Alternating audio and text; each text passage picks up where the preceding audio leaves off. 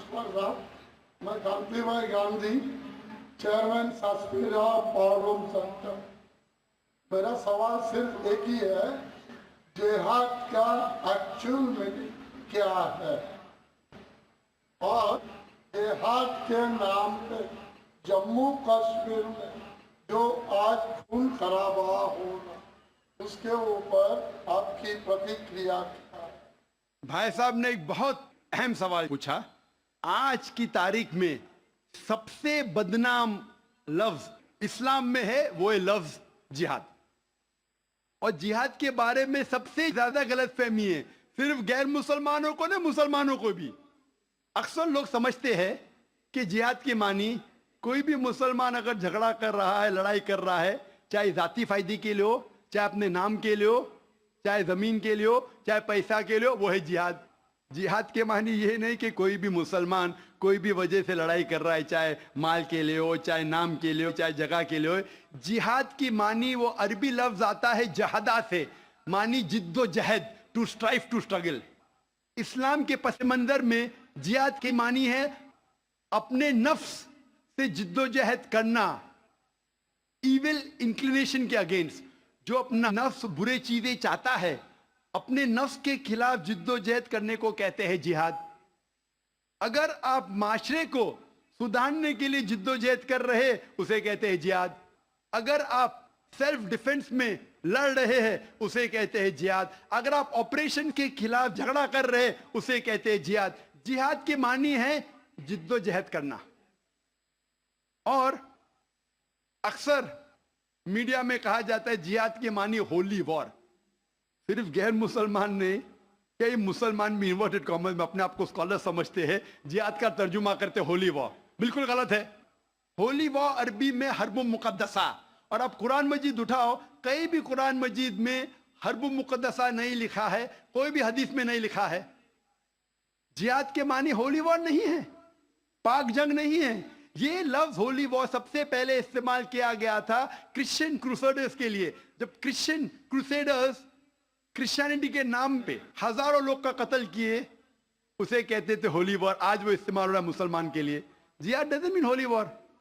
आपने कहा कि कश्मीर में जो हो रहा है, मारना, लड़ना, झगड़ना, क्या जिहाद है? अगर वो जिद्दोजहद कर रहे हैं कुरान और हदीस के मुताबिक, अपने नफ्स के खिलाफ, जो गलत चीज है उसके खिलाफ, माशरे को सुधारने के लिए, तो वो सही जिहाद है। और जिहाद दो किस्म के होते हैं। एक होता है जिहाद फी सबीलिल्लाह, अल्लाह के राह में जिहाद, जो कुरान और हदीस के मुताबिक है। दूसरा जिहाद है जिहाद फी सबीलिल्लाह शैतान, तो शैतान के राह में जिहाद करना। जिद्दोजहद कर रहे माशरे को बिगाड़ने के लिए, उसे कहते हैं जिहाद फी सबीलिल्लाह शैतान। हर मुसलमान को करना चाहिए जिहाद फी सबीलिल्लाह, जिद्दोजहद कुरान और सही हदीस के मुताबिक। कश्मीर में क्या हो रहा है, मैंने कोई इंटरव्यू लिया नहीं उनका, जो मैं प्रेस में सुनता हूं, मैं इसकी तहकीक नहीं किया हूं। कुरान में लिखा है सूरह हुजुरात में, सूरा नंबर 49 आयत नंबर 6 में, जब भी कोई मालूमात आप तक पहुंचती है, उसकी तहकीक करो तीसरे को पहुंचाने के पहले। मैं तहकीक नहीं किया हूं, इसलिए कह नहीं सकता हूं कौन सा जिहाद है। लेकिन ये जो लड़ने झगड़ने की बात हो रही है, जो लोग अक्सर मुसलमान को दोषी ठहराते हैं, मैं आपसे पूछना चाहता हूं कि आपने महाभारत पढ़ी? महाभारत में लड़ने झगड़ने के मंत्र कुरान से कई गुना ज्यादा है। महाभारत में लड़ने के श्लोक, मंत्र कुरान मजीद से कई ज्यादा है।